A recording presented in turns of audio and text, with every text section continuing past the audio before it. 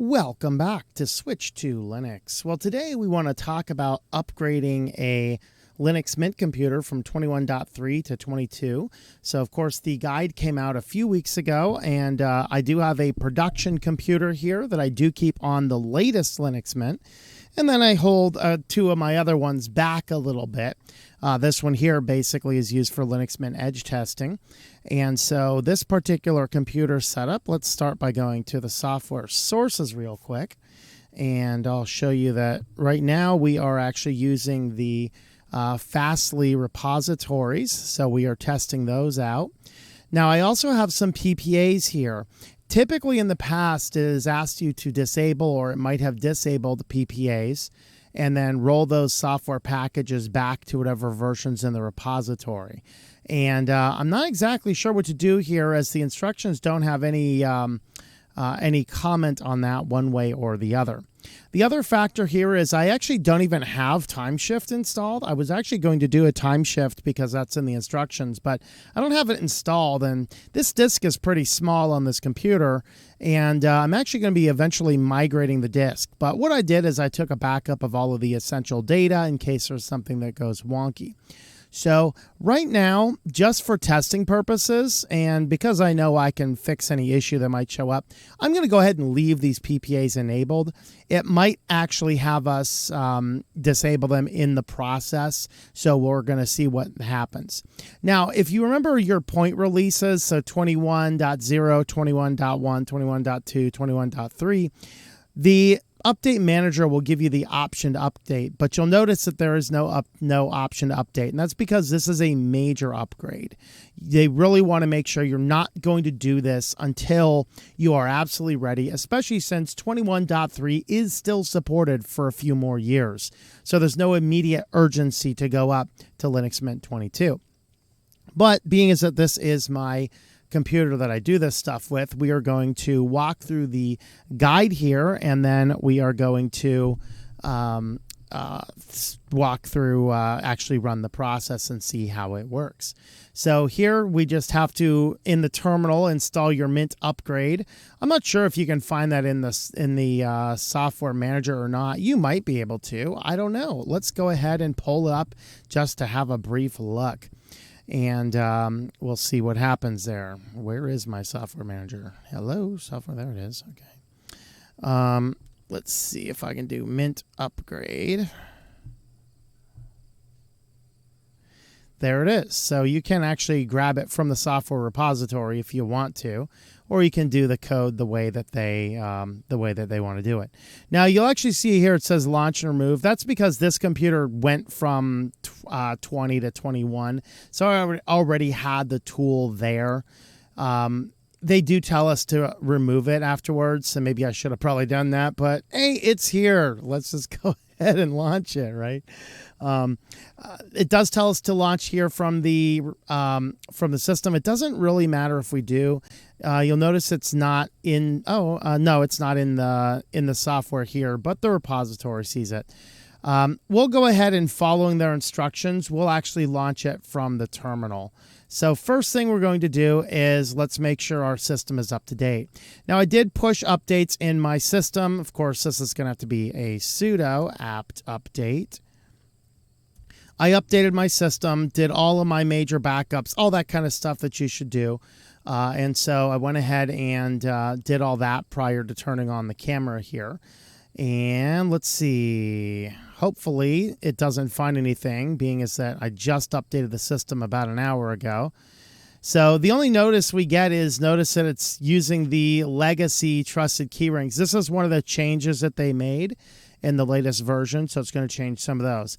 Now we're going to install our Mint upgrade, which, as we said, on my system is already installed, but we're going to go ahead and do that. You'll see it is already the newest version.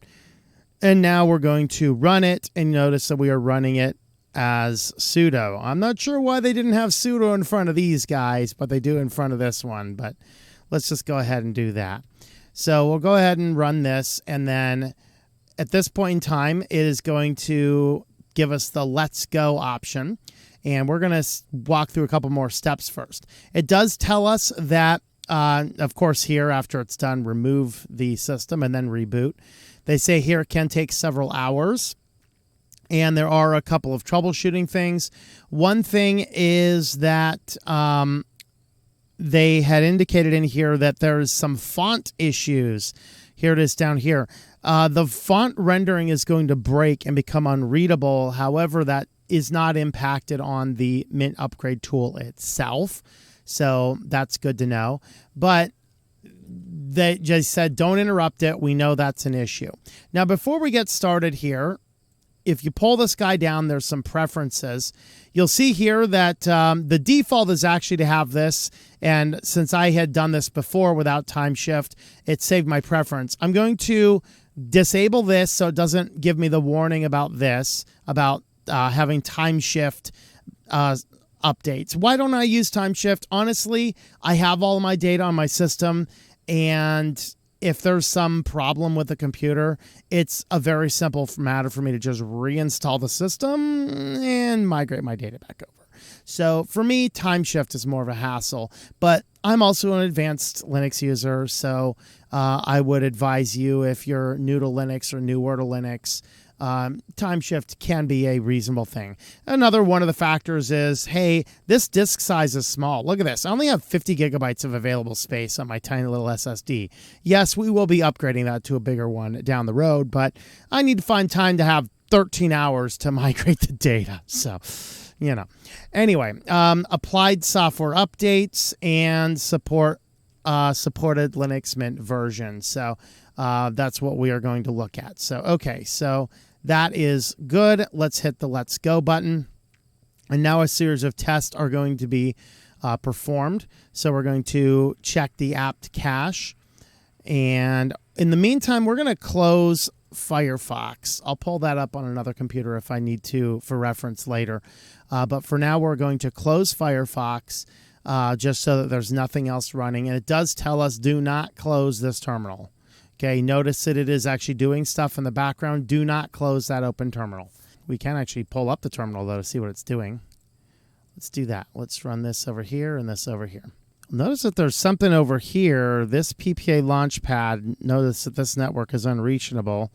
So some things are not initiating, so I'm going to keep an eye on that. Now, I actually encountered that when I was... Oh, you know what? That's actually something involved in that PPA.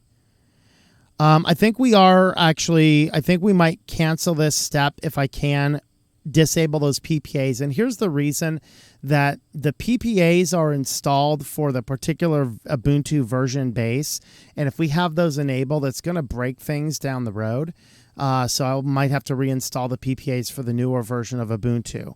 But we might even test if the software that's in here already works. I just installed those two because I was having issues. So you notice that it can't refresh part of it.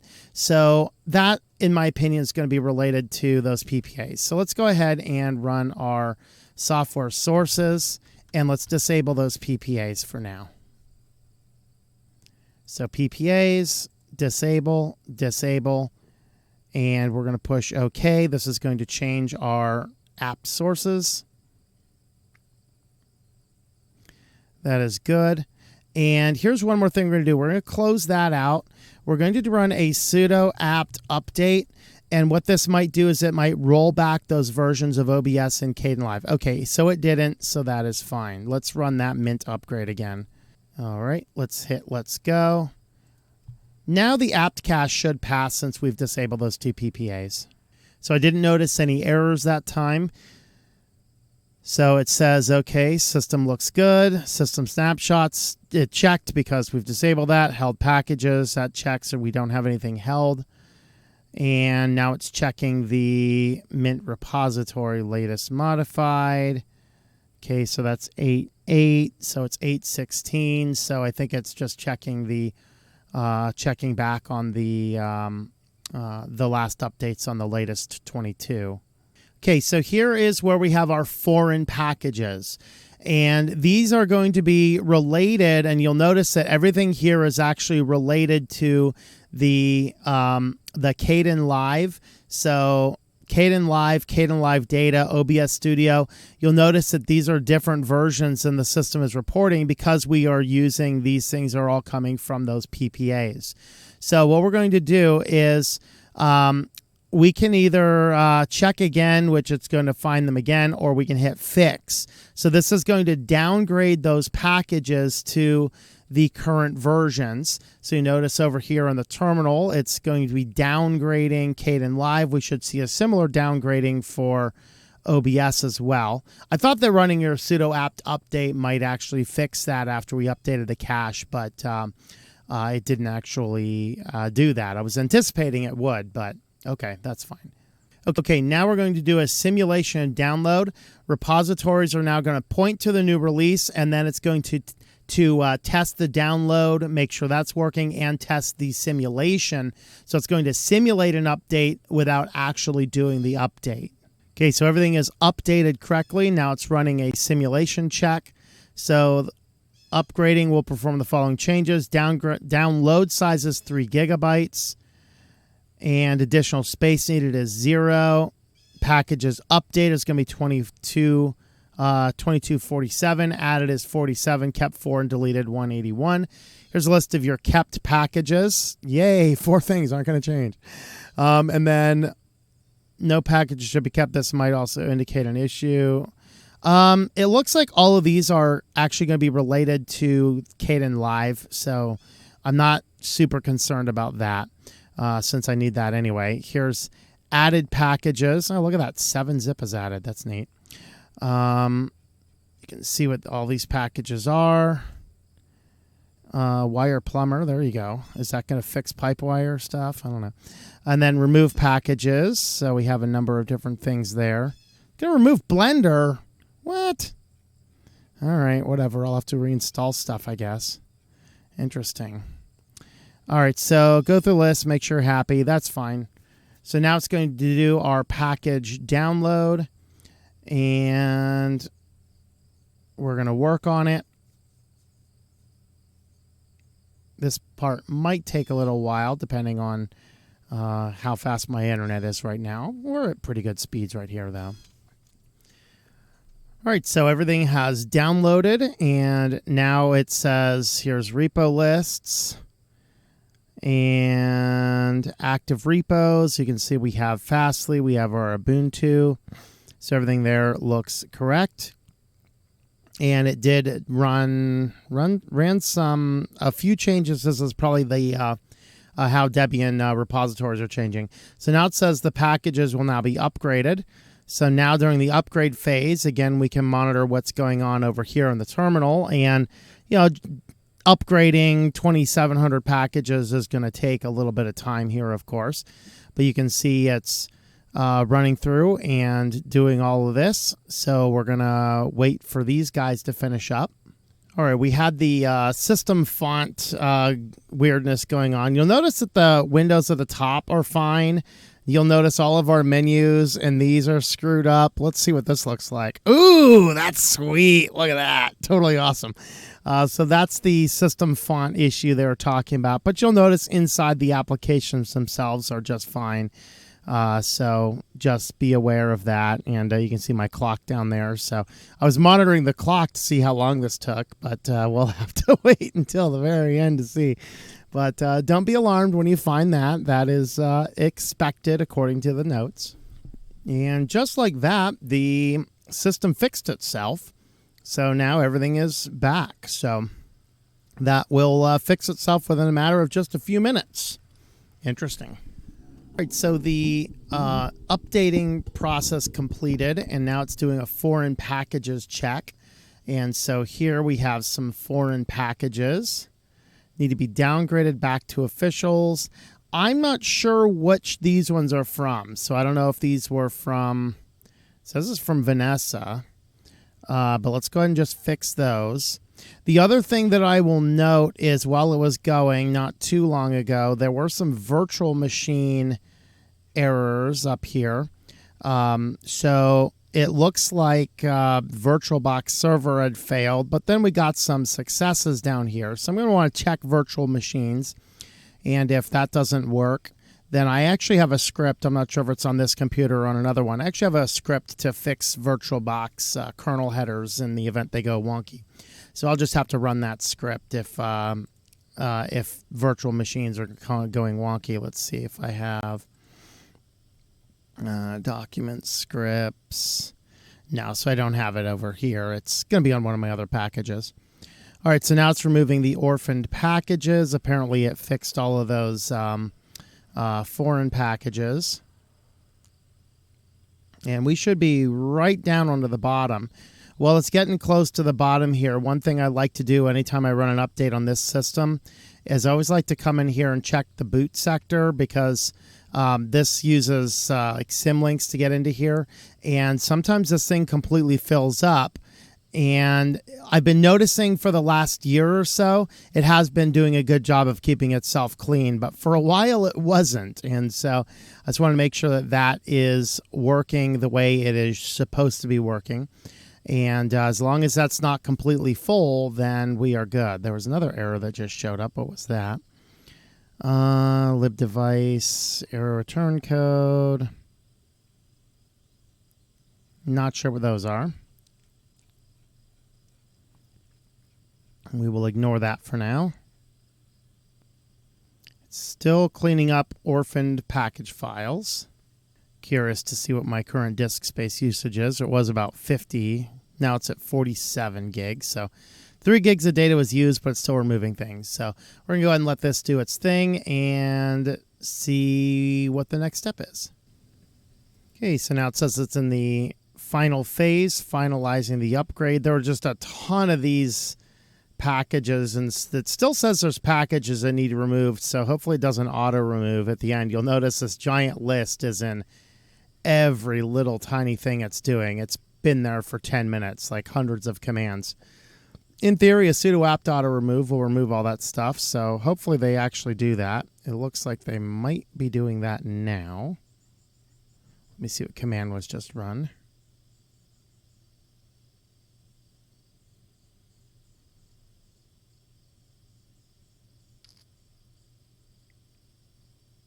Yep, running auto remove, so it's getting rid of all those packages. One of the things I noticed, though, is it got rid of all of the kernels except the current one. I like to keep at least one more kernel going in place, but you'll see here we're down to just the one, 6.8. The good news is we have a lot of free space, so it's good. Okay, so this says the upgrade was successful. Reboot your computer to see all of the changes. So let's go ahead and reboot the system. And hopefully we get a functional computer when we reboot. So you didn't see it on the screen, but it did say Linux Mint 22. And I do have my password screen. Again, that's only on my computer monitor, not on the HDMI, so you don't see that on the screen. But we are decrypting the drive now. Set up successfully. It looks like we're booting. Okay, we are now connected to the internet. Everything looks correct.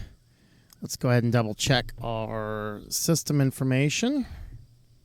So we are running Linux Mint 22, Cinnamon version 6.2.2, Linux kernel 6.8.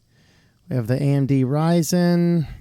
We're running X. Of course, we can switch to Wayland on this particular version. Let me have a look at, see, it got rid of my OBS over there. Let's see, is OBS still installed? How about Kdenlive? So it killed Kdenlive. Okay, OBS is still there. Let me pin that to favorites. See what OBS does over here. So that's good. And it is still running the same version I had on the old PPA, so I'm not concerned about that. It did completely remove Kdenlive, though. I'm not sure why it did that. Let me go ahead and check the software sources real quick and see what that looks like. So that's still good. That's still good. Of course, here's the 2 PPAs. Now, I'm pretty sure I will not just be able to re-enable those. I might need to completely remove those and then re-add them since we changed the Ubuntu core. I can't remember. I think we were on Jammy, and I think we're on whatever's next now. I can't remember that off the top of my head. Let's go ahead and have a look at Audacity real quick, since that's an application I use on this system real quick. Okay, so there's that. Let's see if my macros are still here. Good, and check my plugin manager. Make sure my ACX check is still there and enabled, which it is. That's good. This is the system I use to do my audiobooks and such. And let's go ahead and double check the virtual machine as well, since that was one of the errors that showed up. Let's go ahead and start this. I don't even know if this is a functional virtual machine, to be honest, but let's see what happens.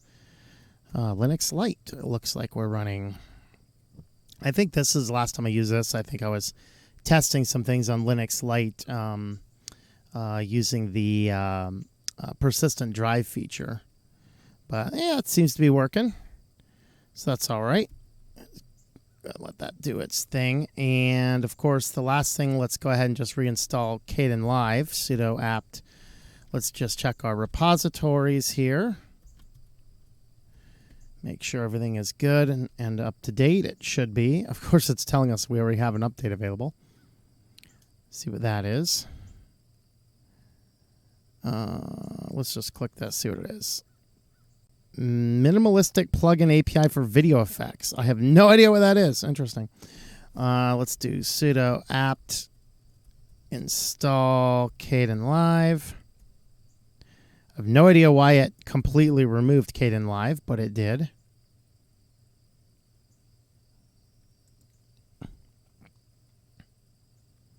And that's one of the things I certainly need on this computer.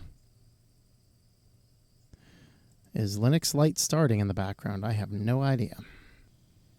I'm hearing noises that I think are related to this. Oh, yep, there it is. There it goes. Linux Lite. Welcome.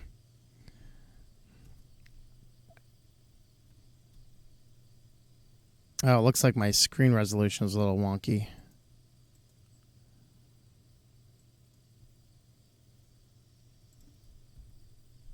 Linux Lite terminal. There you go. Sudo shutdown H now. Can't get to that menu. Let's just do that. There we are. And let's check on that Kdenlive now. Video. There's Jitsi Meet. Here's Kdenlive. Add that to favorites. And have a look at the Kdenlive version here. This is 23. I cannot remember what version of Kdenlive I was working with. This one might be correct, and I can kind of tell because you see I can't maximize it. It's because the screen resolution is too small on this particular screen. And it looks correct, but it looks good. Yes, close the machine down. Thank you.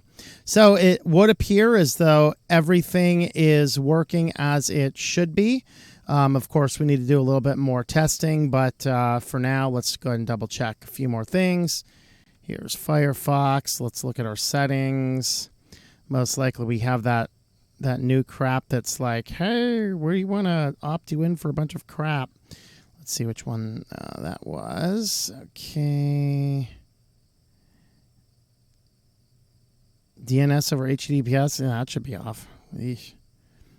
And that's off, that's off, that's off. General, where's that new thing I talked about in a recent Firefox video? I don't know. I'll have to look through this. Maybe update my guide sometime. But overall, we look pretty good. Check the version of Firefox. 129. Okay, so we got the latest version of that. All right, so there it appears as though our update was successful and everything went according to plan. So there is an in-place upgrade of a full production Linux Mint machine running on a Ryzen 5 machine. So with that, guys, thank you for watching. Subscribe to the channel for more content on Linux and why you might want to switch to Linux. Thanks for watching, and I hope that you enjoy switching to Linux.